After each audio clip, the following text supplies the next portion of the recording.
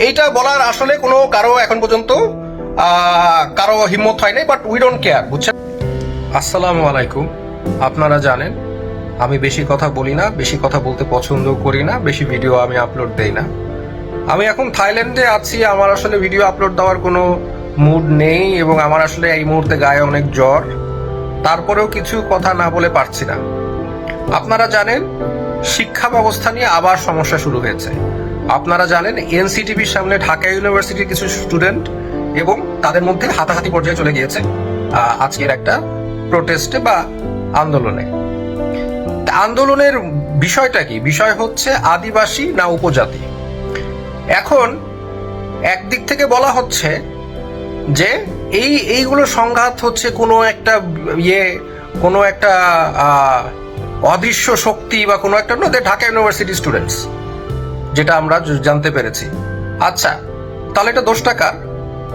আপনারা যখন পাঠ্য বই এর ভিতরে আপনারা কি ঢুকাচ্ছেন আমি বলি নাই, এই সংঘাতের আগে আমি বলি নাই যে পাঠ্য বইয়ের মধ্যে প্রবলেম আছে, এটা আমি বলি নাই, এটা আপনাদের মাথায় যায় নাই, শুনেন নাই, পুরো বাংলাদেশে ছড়াইছে, আপনাদের কোনো রিয়াকশন নাই কেন? ওই গল্প তো এখনো আছে। যেই ননসেন্সের ব্যাপারে আমি ওয়ার্ন করে দিয়েছিলাম, যেই ননসেন্স আপনাদের ভিতরের লোক আমাদেরকে লিক করেছিল, সেই ননসেন্স এখনো আছে, সেই আজে বাজে গল্প সেগুলো এখনো আছে। এর সাথে এখন আমরা দেখছি আরো জিনিস, আরো প্রবলেমেটিক জিনিস, আরো বিভক্তি করার মতো জিনিস পাঠ্য বইয়ের মধ্যে ঢুকানো হয়েছে। এটা ষড়যন্ত্রমূলক ভাবে হয়েছে। এটা যে ষড়যন্ত্রমূলক ভাবে হয়েছে এটার প্রমাণ আমি সুন্দরভাবে যুক্তি দিয়ে বুঝিয়ে দিতে পারবো। এক নাম্বার, আপনারা যখন গল্পটা এইসব পাঠ্য বই এডিট করছেন তখন আপনারা জনগণকে দেখান নাই কেন আপনাদের কাজ কি? আপনাদের ভিতরে ট্রান্সপারেন্সি নাই কেন?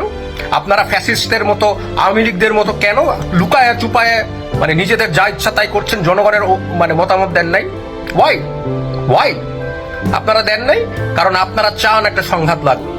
আপনারা শেখ হাসিনা যেরকম বিদেশিদের কাছে বিক্রি করতো যে তারাই উগ্রবাদী দমাতে পারে, তাই তাদের বৈধতা আছে, সেরকম একটা মানে ম্যানিফেস্ট বৈধতা বা লিজিটিমেসি আপনারা জেনারেট করার চেষ্টা করছেন। এটার জন্য আপনারা বিভিন্ন সময় সংঘাত লাগানোর চেষ্টা করছেন। কারা করছেন? এই কারেন্ট যে সরকার আছে তারা। আদারওয়াইজ আপনারা বলেন why they was there net transparency? আপনাদের নিয়োগের ক্ষেত্রে কাকে এনসিটিভিতে নিবেন না নিবেন সে তো জনগণের সাথে আপনারা সেটা বলেন নাই, জনগণের কোনো মত নাই। আপনারা তো ফ্যাসিস্টের মতো আচরণ করছেন। জনগণের মতো মত নাই, ভালো কথা দিয়েছেন, ভেরি গুড, নো প্রবলেম। এখন আপনারা পাঠ্য বইতে কি গল্প দিবেন সেটার মধ্যে ট্রান্সপারেন্সি ছিল না কেন? আপনারা আগের থেকে দেখান নাই কেন জনগণকে যে তারা এগুলো বই পছন্দ করে কিনা, গল্প পছন্দ করে না? Because you don't care, because you are a fascist, you don't care যে কি জনগণের মত কি। আপনারা আপনাদের আদর্শ আমাদের উপর চাপিয়ে দিতে যাচ্ছেন। আচ্ছা, তার ফলশ্রুতিতে কি হলো? এই ঘটনা ঘটলো। So I want to make things clear. You are responsible because you have no transparency and you are behaving like a fascist government. আমাদের জীবনে আমরা যখন আন্দোলনে গিয়েছি আমরা we were ready to die. আমাদের জীবনের কোনো মানে কখনোই ছিল না, মায়া ছিল না। আর বাংলাদেশে তো আমি ফার্স্ট কিছু করলাম ওই 24-এর। No, I was there in 2013, হেফাজতে আমি ছিলাম। I was there in 2015, I was there in 2018, I was there in 2021. বাংলাদেশের সকল সমস্যার মধ্যে আমি মানে জীবন ঝুঁকি নিয়ে আমি সংগ্রাম করে এসেছি।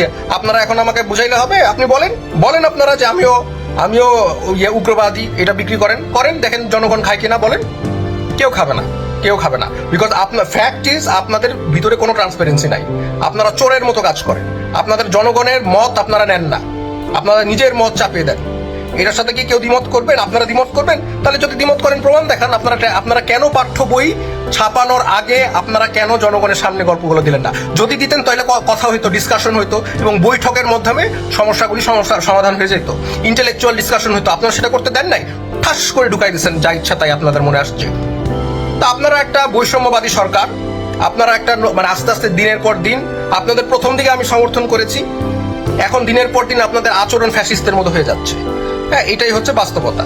আপনারা যদি এটার সাথে একমত না হন তাহলে আপনাকে এক্সপ্লেন করেন যে কিভাবে ট্রান্সপারেন্সি ছাড়া এবং কিভাবে ইচ্ছাকৃতভাবে সংঘাতের দিকে এই সরকার আমাদের জনগণকে নিয়ে যাচ্ছে। আসসালামু আলাইকুম।